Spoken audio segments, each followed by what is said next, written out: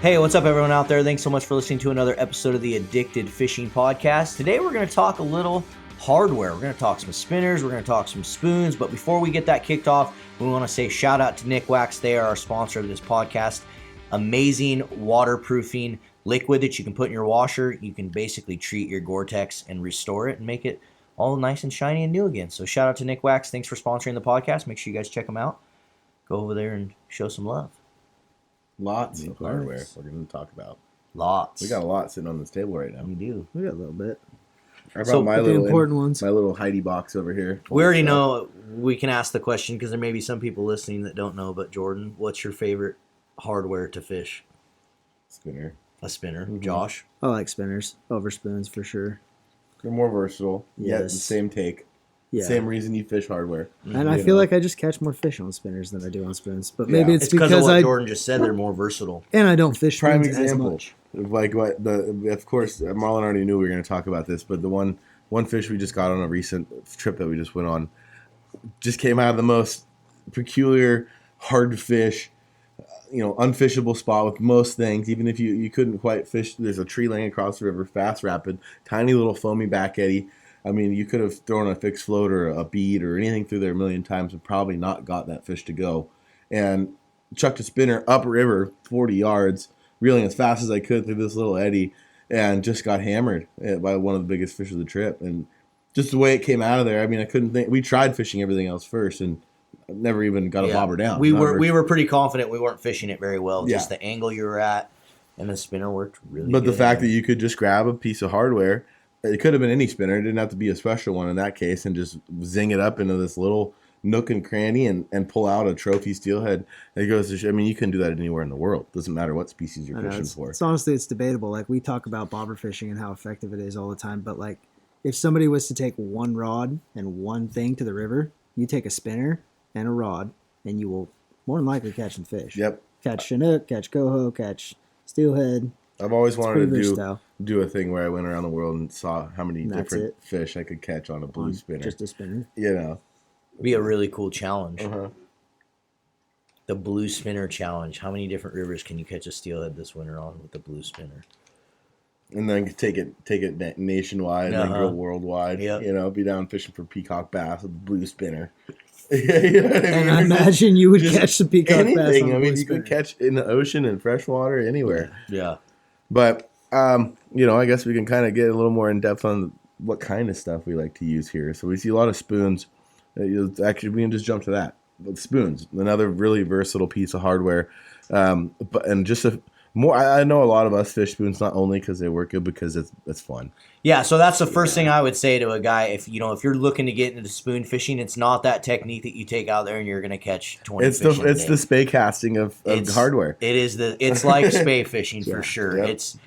There are days where they're just really keyed in on those spoons and you'll hammer on them, but it's tough fishing them. Definitely, Yeah. It's not your float fishing for I sure. feel like it's specific water, like specific areas, and it's not as versatile as a spinner. No. But the take is what it's all about, I Yep. think. Yeah, I mean, there's guys out there that there's guys that can fish a spoon anywhere. Yeah. And you definitely Bill can. Herzog, for example. You just got to know how to work them and know the right weights and stuff to fish for the different waters. But I just get impatient with it. I know it works and I know it works good. I've seen guys mop up with them, but usually I will give each hole one effort with a spoon before I leave it. Like, I'm always float fish it. Usually Jordan's spinner fishing it, and we always at least throw one spoon through there. Yep. And there's multiple times you'll catch fish with it. Yep. Multiple times. I mean, I definitely got them. I'd say they grow a little bit of rust in my box. Yeah. But it's because I'm guiding a lot. If I was probably fishing by myself a lot and I had a lot of time to be fishing just Fish me more cast, spoons. I probably would fish more spoons. But spoons are something that's very time consuming to correctively fish. And I like what you said where you compared it to spay, because when I think of that, that's kind of what I think about when I'm thinking of a spoon run. Is a big, long, wide, open run, maybe a little bit of riffles on the top that's just perfectly moving walking speed.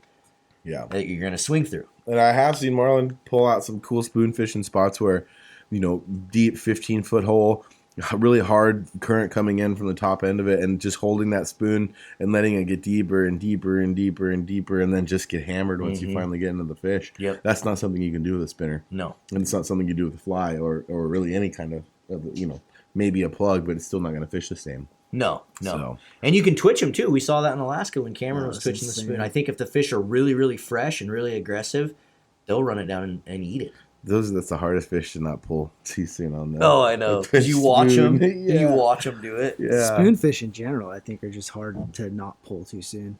Yeah. Because they just destroy it in your hand and you want to just rip. Yeah, I love. My very first winter steelhead ever came on a blue steely.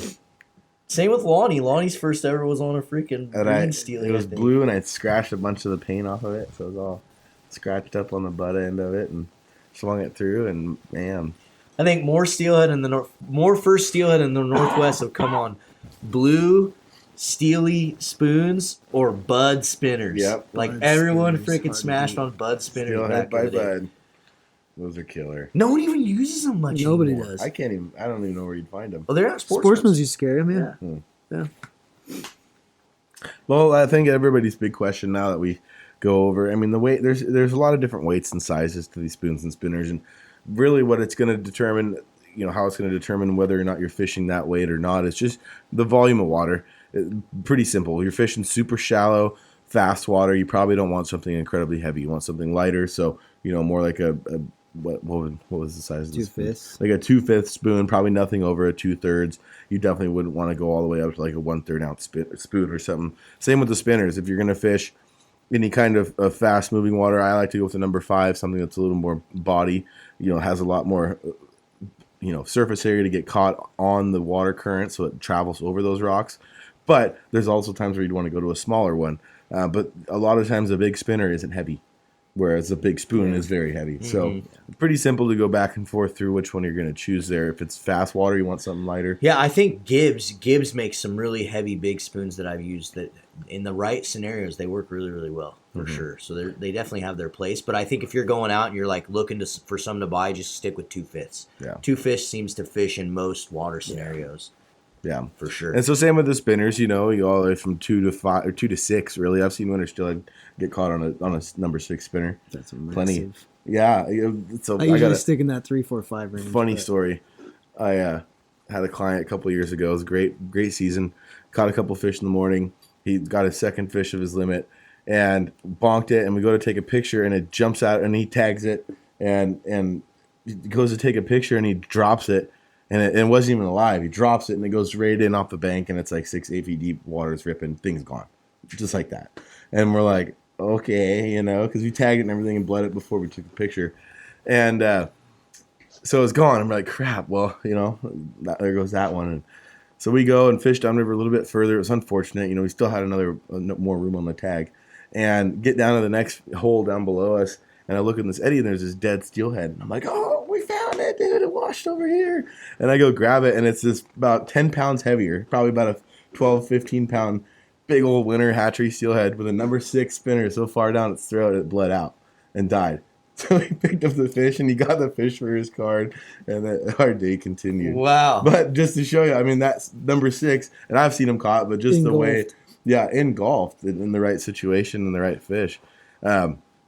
But I like to stay in that 4 or 5 range. Yeah. I really don't even. I don't. Threes, fish. I don't really. I hardly mess with fish much, 4s but- anymore.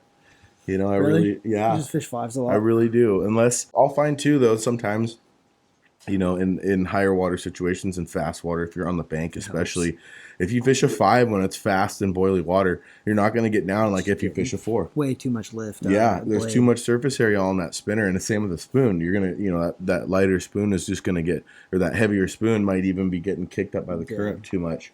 It's the same thing Herzog said. He said he doesn't fish anything other than a 5. Size 5. Yeah, and it's very situational. Or if somebody's having a hard time keeping it off the bottom, we'll give them a 4. Mm-hmm. But The guys in the Midwest are probably like, no, dude, we're Whoa, fishing that's like size huge. 2s. yeah, no, I can't go that small. One, it's because we usually can't cast far enough. No. Big part of it. That's part of it. Yeah, that's a big part of it. Our rivers are a lot bigger out here. Well, and you have the wicked lures and stuff like that. Some different style of Colorado blade type spinners that can be fished a little bit differently, almost drift fished. But I haven't really experimented enough with those to even talk I about haven't, them. but I've seen some videos. They and stuff obviously of get those them. guys Yeah, smacking they them get on them those pretty drift good, and I fish think pretty it's something much. that's underutilized for sure. Wouldn't you say? Yeah, for Oh, sure. I think so. Yeah, I don't see enough people fish them to say. It's a northern thing. It's a northern Washington thing. It's really caught on Because big I've up there. seen videos of those guys up there swinging those things like drift fishing them almost and just hammering fish. Yeah, Wow, we need to get us some of those and we test them do. out. Yeah, That sounds like it'd be a lot of fun. So if you had to pick one spinner, Jordan, size, color, that you basically, if someone came to you and said this is the last spinner you get to use for the rest of your life, what are you picking? it might be this one right here. Looks like If you guys are out there listening right now, you Torpedo can't or see, bell body? but Jordan's This pulling a big, bag giant of spinners bag. out. No, torpedo body, 4.5. Blue. It looks pretty damn sexy. That's good.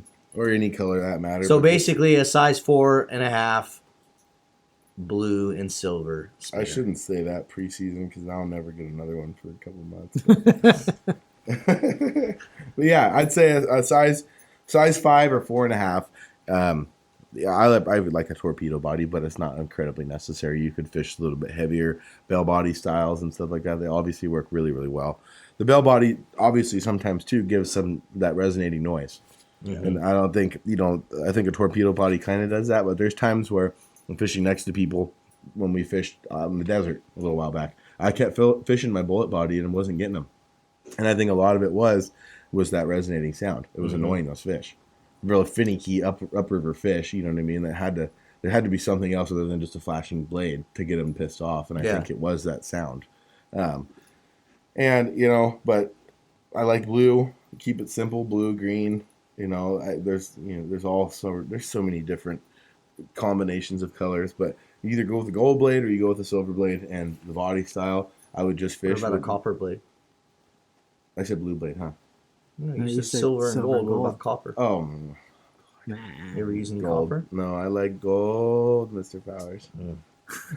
Copper is the best. Copper. Copper. So what? Flatter color? Or Yeah, it's like a copper. This right here. Oh, fuck. yeah, it's gold. That's Copper, copper. bro. Colorblind. I'm Gold? colorblind, man. This Okay. is gold right here. And red. That's copper and red. This guy over Well, I here meant is- copper. This Everybody. guy doesn't even know colors, and he's like, a lot of times he'll be like, "Look at the color of this bead," and it like doesn't even look like the color he thinks it looks like. It's because I see like the fish do. No, You that's can only not see true. like me. That's not true, bro. Yep. Get them That is not cataracts true. checked. Exactly. Oh man. Okay, Josh. What about you? If you had I one, mean, you're going to hear the spinner same thing to across pick. the board here between all of us probably, and it's always going to be blue body for some reason for me because blue body's always been so versatile. I would probably differ from Jordan because I like size 4s personally. And you like bell bodies, don't you? Yeah, bell body, size 4, silver blade, blue. That's the one. Doesn't that one look fishy? Yeah, that does. That look one's got fishy. some stories to See, tell. I don't have any 4.5s because I'm not fancy like Jordan, but that 4.5 does look pretty Everybody's like, good. oh, 4.5. Of Yeah, course. it's like having that Ah. 13-ounce pyramid. Next lead. podcast, be like, oh, I only fish 4s. I only fish four. We're like, oh, I gotta go to I only fish 4.5s. Where do you find those at? Oh, geez, dude. I don't really know. I think I'd have to go the same. I mean, I don't fish spinners enough or care about them enough to like have a favorite one. But if there was like one, it was always a size 4 blue fox in blue and Yeah. silver. I mean, we just caught so many fish on that. Or the other one is the size 4 purple, like Yeah, that metallic purple that fishes really And well. I don't know what it is, but for some reason, and I think it's I sleep on it, and Jordan probably picks up fish because of it behind us. I don't fish spinners in the winter, and I probably should be fishing. Yeah, we more don't fish them spinners. enough for sure. No. Yeah, it's a different style of fishing them. It's not your swingy. It's not your like semi fly fishing swing type of mentality. You know, like you saw the last couple holes we fished, just the last day we fished Marlin. By the end of it, how I was fishing them, I wasn't even making my blade spin. Mm-hmm. I was like literally Just, drift like, fishing my spinner, just fluttering it down. would reel twice, get that blade to flutter twice, and then like just drift, like get them and Little get more it slow in their motion. face. Yeah. You have to hit them in their face unless you're fishing riffles or a perfect spinner run that we talked about, which I guess we can kind of cover a little bit before we get out of here of what kind of water that we keep talking about. But it's just a different style, you know, and a lot of people we'll take it and do it. And I guess the big part of it too is we don't have a lot of daylight in the winter. You're kind of hurrying down the river, and with the regulations that we have this year in some areas, like you're really hurrying because that's probably part of the you reason why. you can only spend so much time on the bank, or stopped in the hole before you're just being ineffective and missing out. I mean, because like to fully effectively fish a spoon, you fish it from top to bottom. Yeah, you gotta swing, stop. swing. Yeah, swing, you swing. might move those fish even before they bite it. You know, so Yeah, I can't count how many times I've seen Jordan catch winter fish. steelhead on spinners, and I still don't use them. first day we ever fished together, Yeah, I busted out this giant number 5 Michael Jackson on Marlin's like. There was don't like work 3 for casts. I'm like, oh, there he is! And then you lost him. I lost him because I had a treble hook back then. I didn't have these awesome mustad hooks. You didn't have the size. I wouldn't have lost it if we were winning the future. The addicted If sidewalk. I would have traveled back in time and given myself this spinner the day we met, we'd be in a different place. You landed it. Yeah, I would have landed it for sure. All right, guys. Well, we're gonna have to save. I think what we'll do is next week we're just gonna talk about steelhead water. We're gonna talk about That's a good idea. all the different runs, all the different pools, all the different boulders. Just get really in depth next week on the podcast about just different types of water.